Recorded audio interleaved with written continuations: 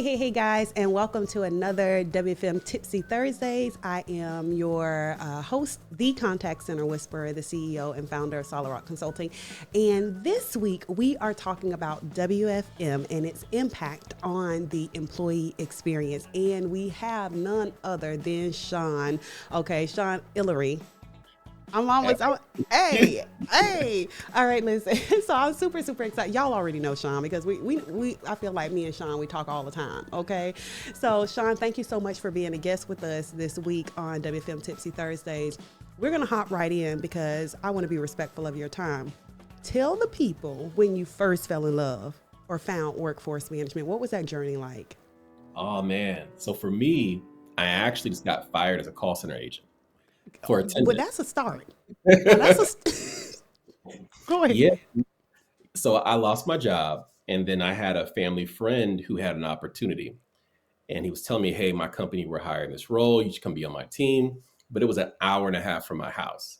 So I was like, I really didn't want the job, but nothing else was falling through. So I said, you know what, I'm gonna go for it. And I interviewed, I got the opportunity, and I was excited. My first salary position. I get to sit down and work with numbers versus being on calls all day. And I love that aspect of it, but I had no clue I was in workforce management. I didn't know what I was doing. I just knew we were analysts. We were real-time analysts or and dialer administrators. And when I really fell in love with it at that company, I went from analyst to senior analyst to supervisor to manager to global manager. And when I really fell in love with it was that pivotal point where I was the supervisor and I started learning the forecasting side of it. I started understanding the conversations with finance and how it was impacting our profitability, then also partnering with site directors on how they could do a better job at hitting their goals. So for me, what I fell in love with is that it unlocked business to me.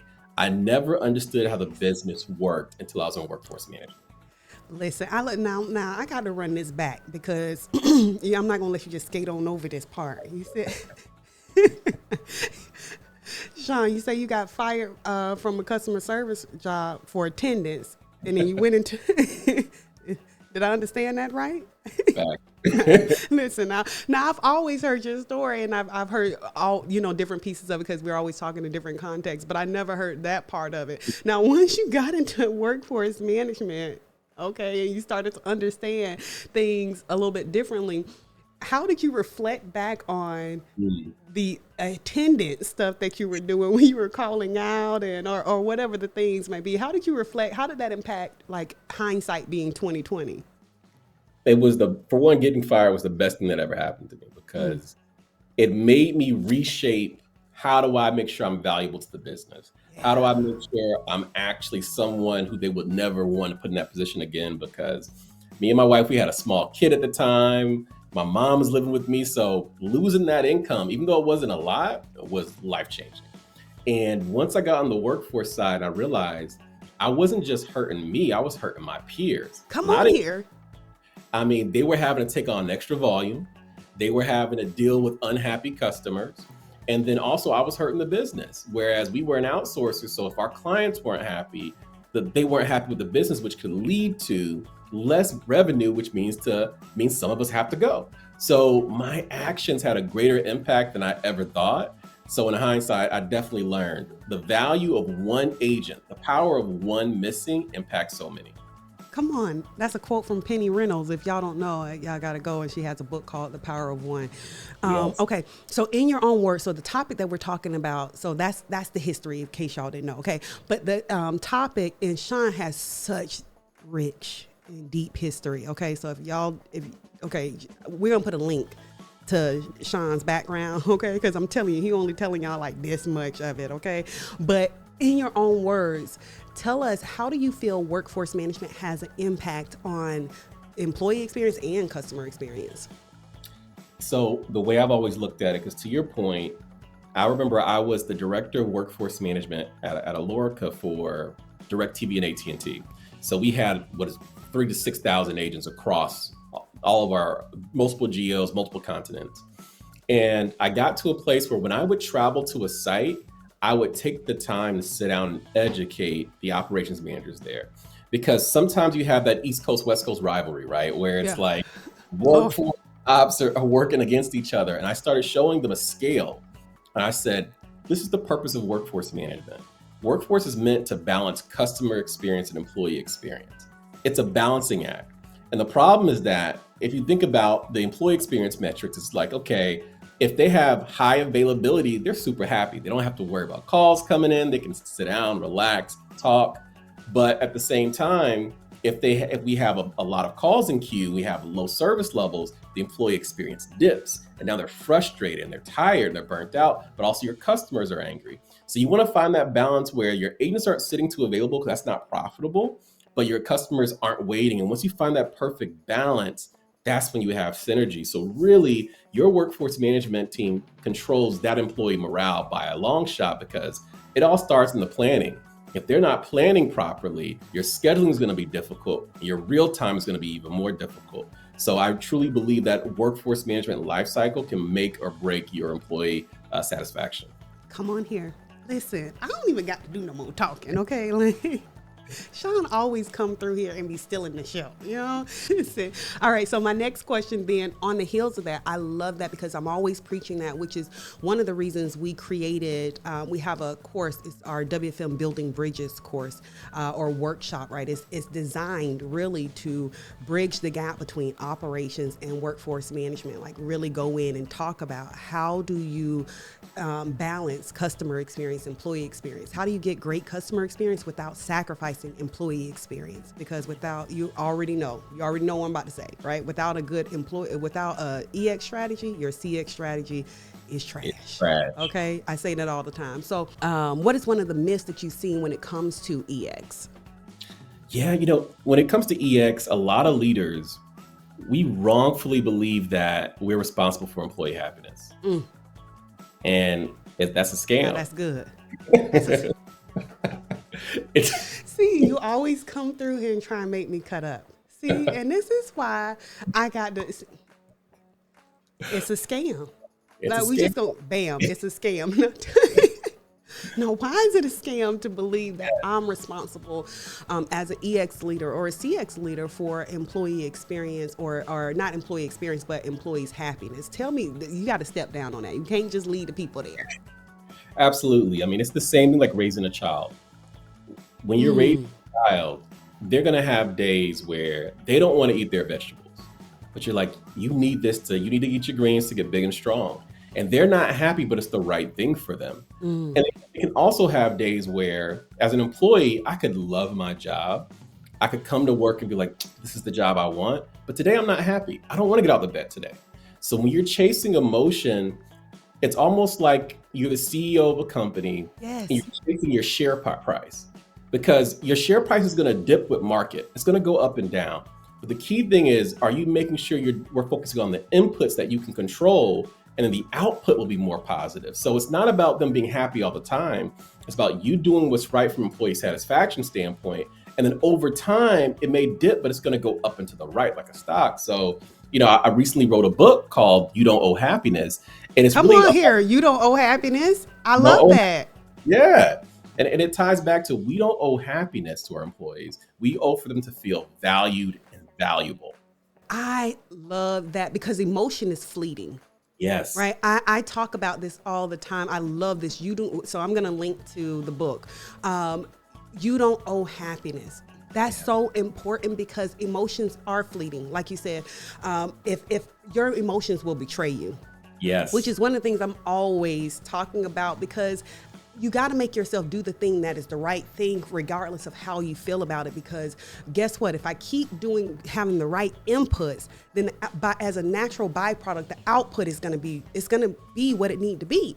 Absolutely. And so many times we're chasing the output, which is sometimes the wrong output in the first place, that we're not focusing on those inputs. Are we focusing on doing the right thing? So I absolutely love that. Give me a tip, right? If I had to ask you, okay, so if I'm not, as a leader, focusing on my employees' happiness, and I'm trying to focus on making sure that they feel valued and they have the right direction, the right inputs, give me a tip or strategy that I could do that could focus on the right inputs. Yeah, so we know we have our employee satisfaction surveys. And the good thing about them is that you get them, they're very comprehensive. I like to hone in on 6 key pillars within that, because a lot of times the employee satisfaction surveys can touch on so many things that are company initiatives versus your initiatives. Mm. So I say, okay, there's 6 key pillars. I mean, 3 fall under value. If I feel valued, number one, I'm getting, when I give you employee feedback, you're actually actioning upon it and doing something about it. So I'm hearing you, I'm hearing back from you, I'm seeing my feedback go into this box, you come back and give me a response and you actually put it into action. Number 2, rewards and recognition. Identify in an authentic way, not just saying, hey, these are the KPIs that matter most to us. It's identifying, how can we do more peer-to-peer recognition? How can we do more recognition for the KPIs that we don't really think about that maybe are also important and it will motivate someone to do better? But really recognizing me works. And then number 3, if you're not comping me well and I don't see growth and development, no matter what, I don't really feel valued. So you have to really make sure you're taking care of me. Then on that flip side, valuable. You know, one thing that I've learned about employees, especially frontline employees, is that they don't always get the opportunity to be a part of those company meetings, right? Where they get to see what's going on. The first time when I was growing up in the workforce management ranks, the company that I grew the most in, the first time I was ever in a QBR, I was a manager and about 3 years into the company. And it changed my life. I understood how my work impacted the overall ecosystem. So as leaders, what can you do to bridge that gap? Even if your team can't be there, how can you make bite-sized information and always have it in front of them? Number 2, which we're not very good at, we need to be sponsors to our employees. You know, we talk about mentorship, but there's sponsorship. Sponsorship is when you're talking about them positively in different rooms. Yes. Are you tracking how your team is performing and then promoting that across the company? And it's just about making sure that their wins don't go unnoticed, because as a leader, it's your responsibility, not your leader's responsibility, to tell your team's story. And last but not least, and to be honest, it probably trumps everything. As leaders, which is why we need workforce management, you need to be fiscally responsible. If there's no job security because you're not making the right decisions as a leader and you're overspending and over budget, no one wants to be there. I don't care. You can pay me well. You can recognize me. You can give me awards. You can sponsor me. If I feel as if my job is not secure, I will not be satisfied and I will find somewhere else to go. What you want me to say, Sean? Because this your show at this point, okay? You know, like, this is so good. Listen, I hope y'all are getting these nuggets. I think one of my favorites are, you know, and I'm a WFM girl, so I know you probably expect me to be the be fiscally responsible, because that's why we need WFM. But my real favorite one probably is that sponsorship. Yeah. Because Zig Ziglar is probably one of my favorites, and he talks about building people, and people will build the business. And so when you are building people, if you build people, people will build the business. And that means in their departments, that means, you know, wherever in life. It's not even just about business or career pathing. It's about building people, and those people. I heard Zig Ziglar say this one time. Again, I'm a huge Zig Ziglar fan, and he talked about if you help enough people get what they want, as a byproduct, you'll get what you want. And so, and I'm paraphrasing, so y'all Zig Ziglar lovers out there, don't be like, that's not what he said, but it's pretty much, okay? Y'all get the point, okay? And so I believe in that so deeply that my heart and my posture is always, how can I help you get what you want?